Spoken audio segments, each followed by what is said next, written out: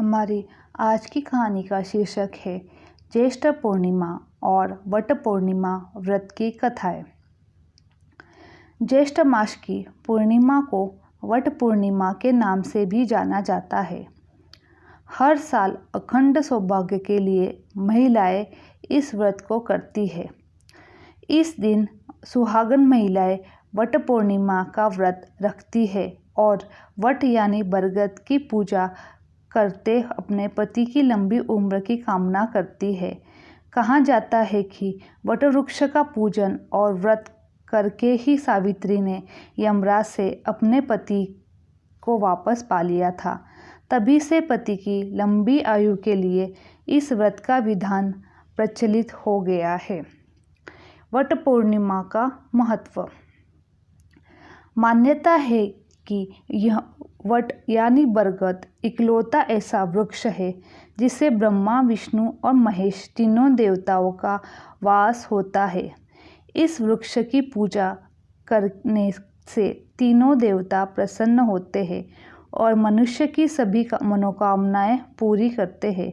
मान्यता है कि वट वृक्ष की पूजा करने वाली महिलाओं का सुहाग हमेशा सुरक्षित रहता है और इन्हें संतान सुख की प्राप्ति होती है। इस व्रत से यह भी पता चलता है कि सुहागन स्त्री में कितनी ताकत होती है कि यमराज से अपने पति के प्राण वापस लेने की शक्ति रखती है। वट सावित्री पूजा विधि।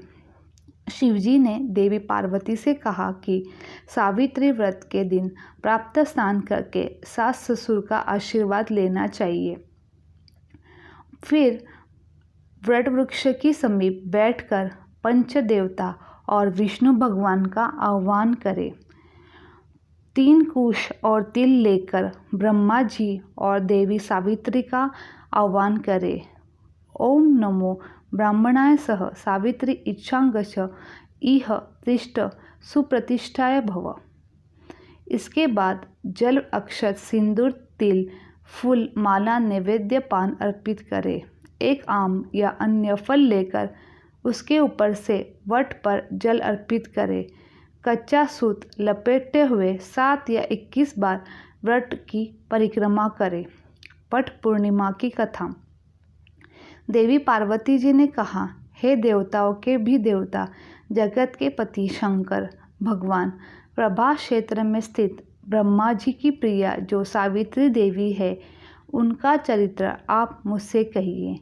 जो उनके व्रत का महात्म्य हो, उनके संबंध का इतिहास हो एवं जो स्त्रियों के पतिव्रत को देने वाला, सौभाग्यदायक और महान उदय करने वाला हो।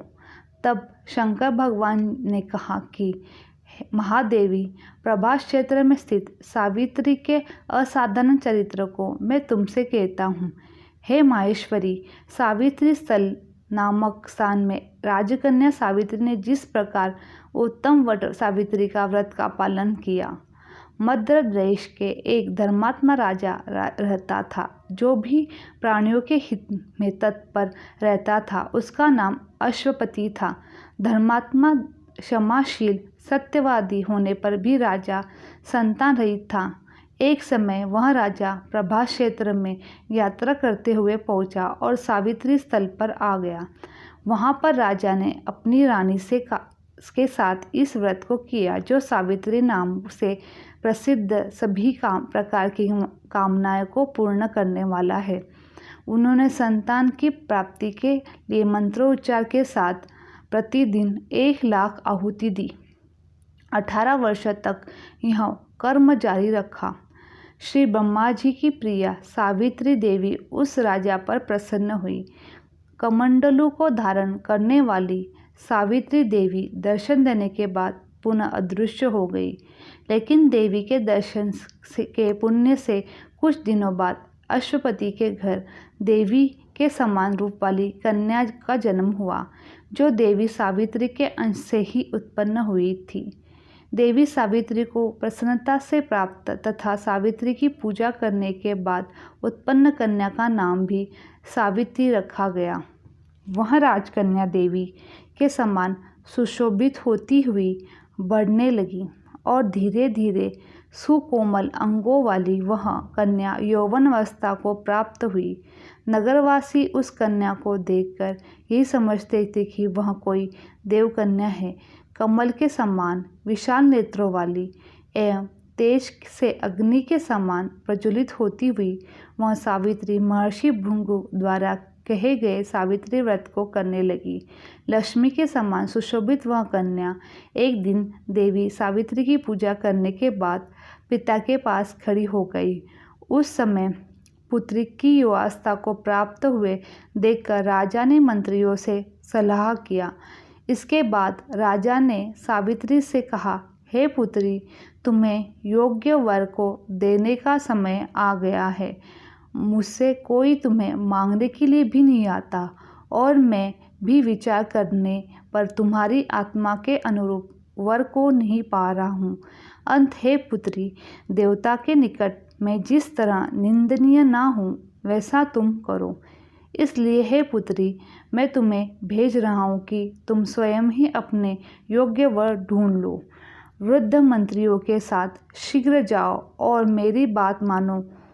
इसके बाद जैसा कहते हैं वैसा ही होगा।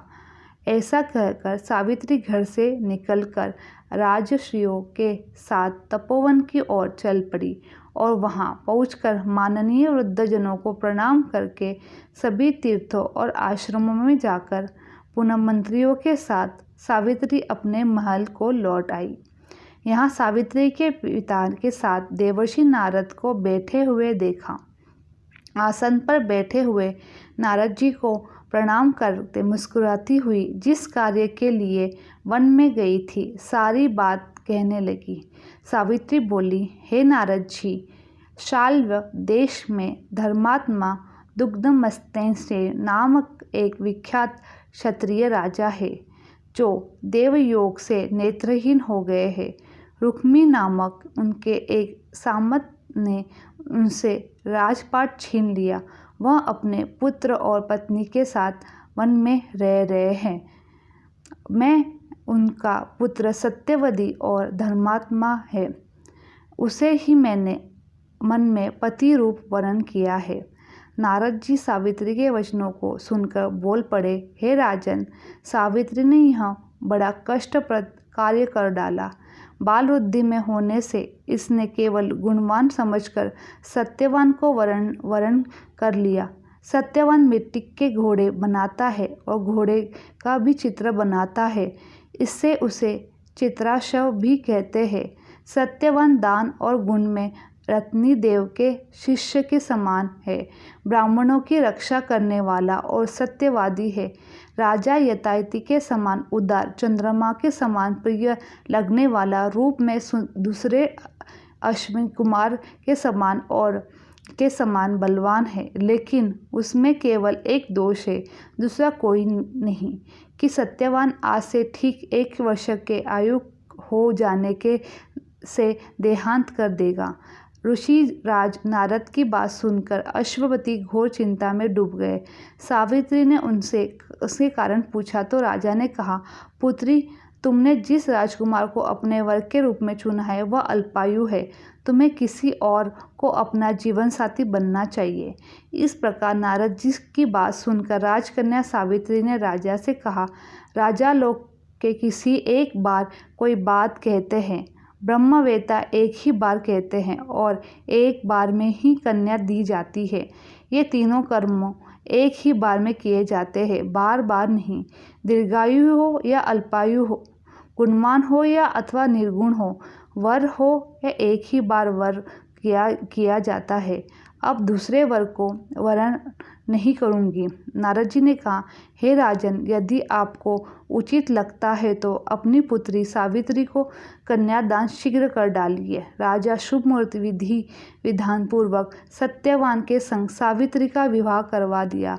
सावित्री अपने पति को पाकर ऐसे प्रसन्न हुई जैसे पुण्यवान पुरुष स्वर्ग को पाकर प्रसन्न होता है। सावित्री अपने ससुराल पहुंचते ही सास ससुर की सेवा करने लगी। समय बीतता चला गया। नारद मुनि ने सावित्री को पहले ही सत्यवान की मृत्यु के दिन के बारे में बता दिया था। वह दिन जैसे जैसे करीब आने लगा, सावित्री अधीर होने लगी। उन्होंने 3 दिन पहले से ही उपवास शुरू कर दिया। नारद मुनि द्वारा कथित निश्चित तिथि पर पितरों का पूजन किया। हर दिन की तरह सत्यवान उस दिन भी लकड़ी काटने जंगल चले गए। साथ में सावित्री भी चली गई। जंगल पहुंचकर सत्यवान लकड़ी काटने के लिए एक पेड़ पर चढ़ गए। तभी उसके सर में तेज दर्द होने लगा। सावित्री ने कहा कि आप कुछ देर मेरी गोद में सिर रखकर सो जाइए, फिर हम आश्रम की ओर चलेंगे। जैसे ही सत्यवान सावित्री की गोद में लेटे, वैसे ही सावित्री ने देखा कि सावले पिंगल वर्ण वाले किरीटधारी पितृ वस्त्र पहने हुए साक्षात सूर्य के समान उदित हुए पुरुष ने उनके सामने खड़े हैं। सावित्री ने उन्हें प्रणाम किया और उन्होंने पूछा कि आप कौन हैं। इस पर यमराज ने कहा कि मैं सब प्राणियों के लिए भयंकर कर्मानुसार उनका उचित दंड देने वाला यम हूँ। सो ये प्रतिव्रता सावित्री, समीप में पड़े हुए तुम्हारे पति की आयु समाप्त हो गई है।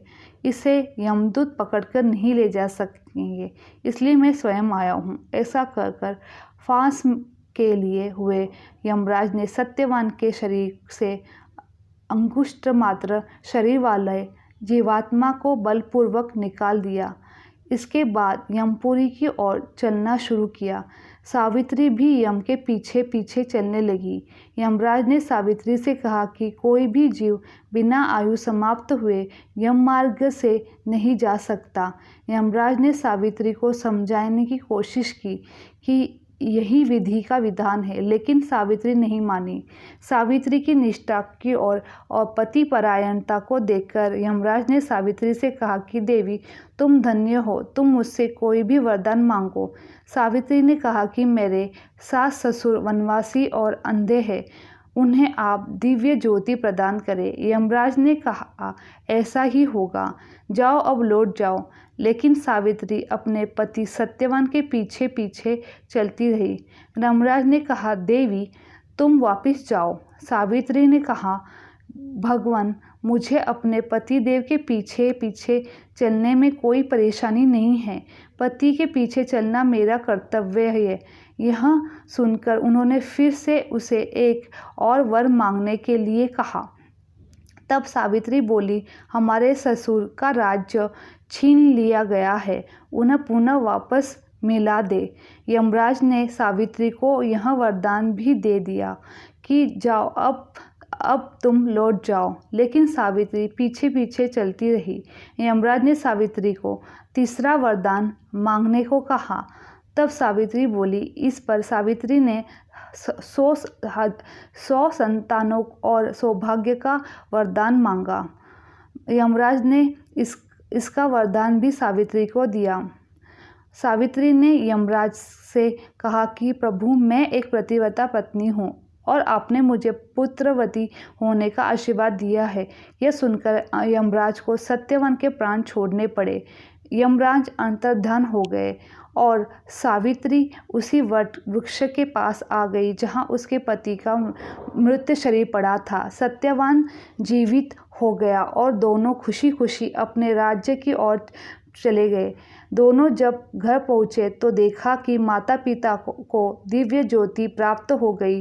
इस प्रकार सावित्री सत्यवान चिरकाल तक राज्य सुख भोगते रहे। अंत प्रतिव्रता सावित्री के अनुरूप ही प्रथम अपने सास ससुर का उचित पूजन करने के साथ ही अन्य विधि विधान को प्रारंभ करें। वट सावित्री व्रत करने और इस कथा को सुनने से उपवासक के वैवाहिक जीवन या जीवन साथी की आयु पर किसी प्रकार का कोई संकट आया भी तो वो टल जाता है।